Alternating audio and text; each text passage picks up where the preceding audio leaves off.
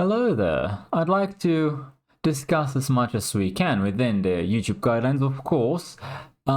This new James O'Keefe investigative journalism piece, right? NIH chief confesses that the pandemic health initiatives were completely made up. That's what this guy said, not me, YouTube. And since the video I am watching right now is on YouTube, hopefully I will not be struck down either. Let's try it out, shall we? What do you think about the NIH now that you were working there? Probably shouldn't be like saying this out loud. They might have funded a lab in Wuhan, China, to like make and Pfizer and Moderna was getting a bunch of money from it, from all these vaccine mandates. Roger Cholin is with the National Institute of Health. For other vaccines, like measles or whatever, you had to go through several rounds of approval, but these were accelerated through the approvals. Interesting. I remember discussing with family and friends whether, why we did or did not accept the jab. And one of the main issues I had, which made me choose not to take it, was what you just said.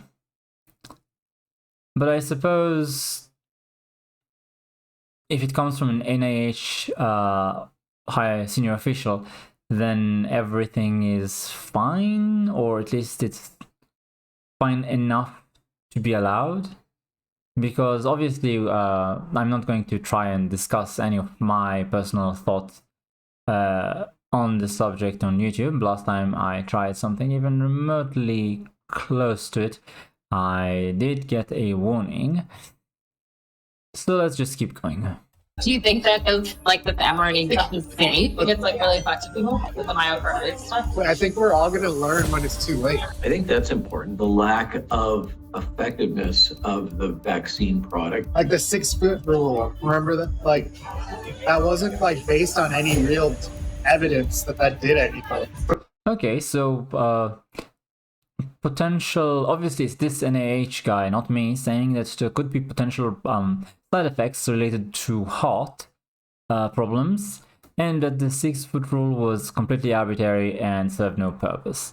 Okay, that's a very heretical thought that this guy has. I wonder, how did someone so misinformed, or is it malinformed now?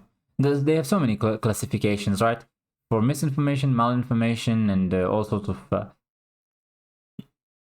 other classifications of it. But anyway, how did this guy manage to get to such a high position in the health service? They'll discuss later how many people are answering to him, and yet have such, awful opinions, anti-science, follow the science, yeah.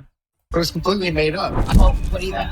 Like, what happened if he were being realistic? Roger then brings up politics, talks about which political party he prefers and what would happen to him and NIH under an incoming Trump administration. I think it would be worse for the NIH. I think it would be better for a Democrat to be in office. We sometimes fly under the radar of like the really street guys. I don't think it would impact you. I don't think I have too much to worry about. That's not recording, right? You have nothing to worry about. You are perfectly safe. Roger Cholin is with the National Institute of Health, or NIH, and has only been on the job for 2 months. All the other branch chiefs are like 55.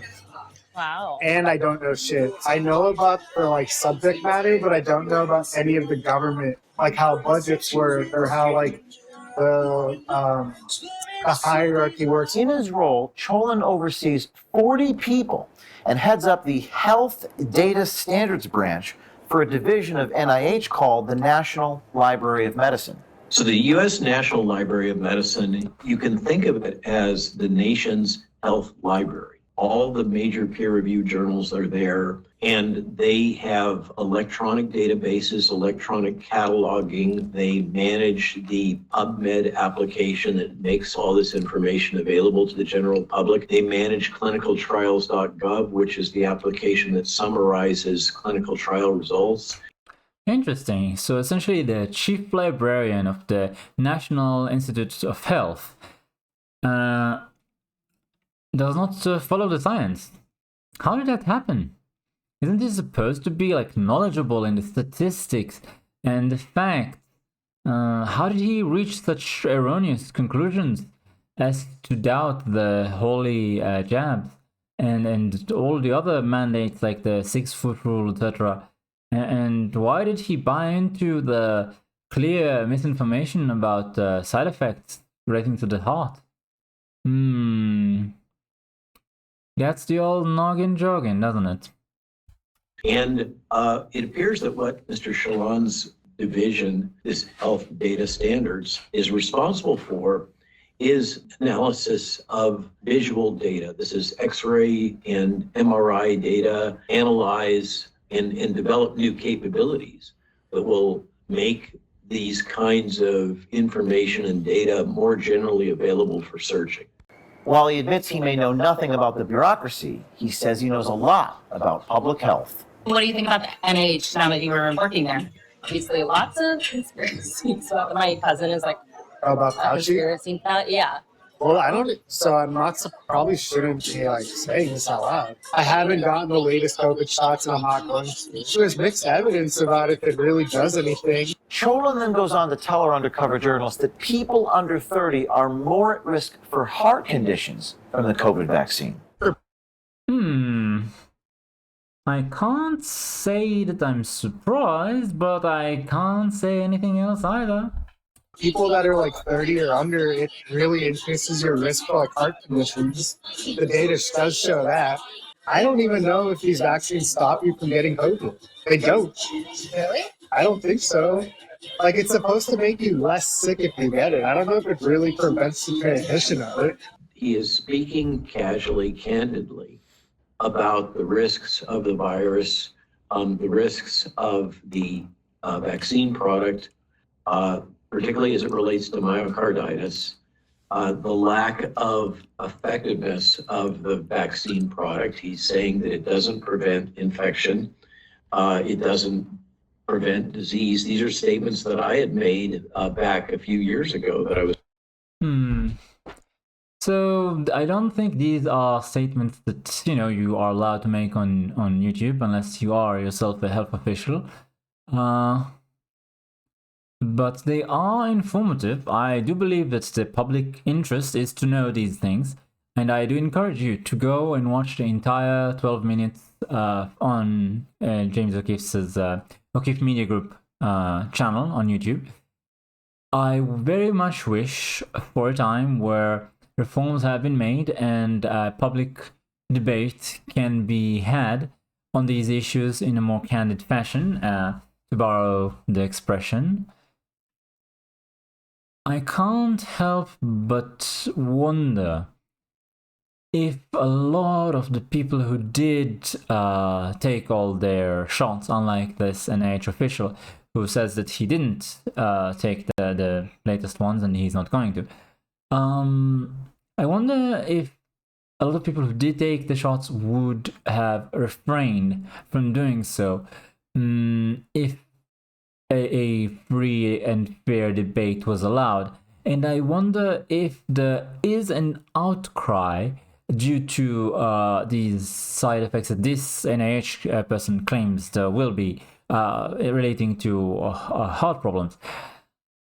Should such an eventuality come to pass, do you think people would be angry about the censorship that sort of created the echo chamber that led them to make bad decisions? Do you think we might be able to reform our dysfunctional communication between the two political sides and between the people and the government? Because I think both are broken to an extent. In my personal opinion, that we should have a free and fair debate, a marketplace of ideas that will allow everyone to express themselves, even if their ideas are bad and wrong. And we should also be allowed to peacefully express our discontent with government decisions to the government.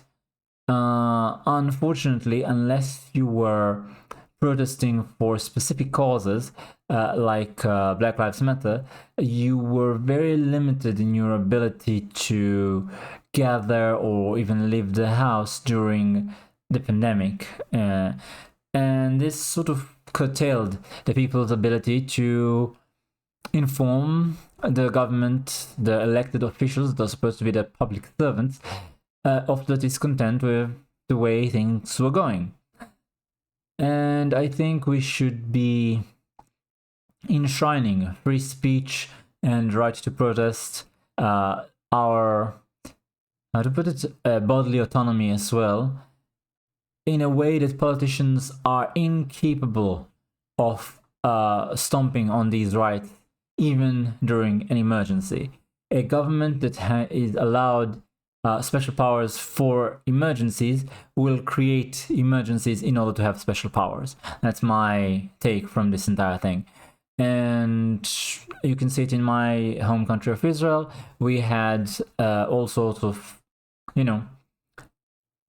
very draconian measures that were not 100% implemented, but they did give themselves the power to do so, and they were starting to use it. If things were going more pessimistically with the pandemic, then they might have made more use of these powers. But as things quickly enough settled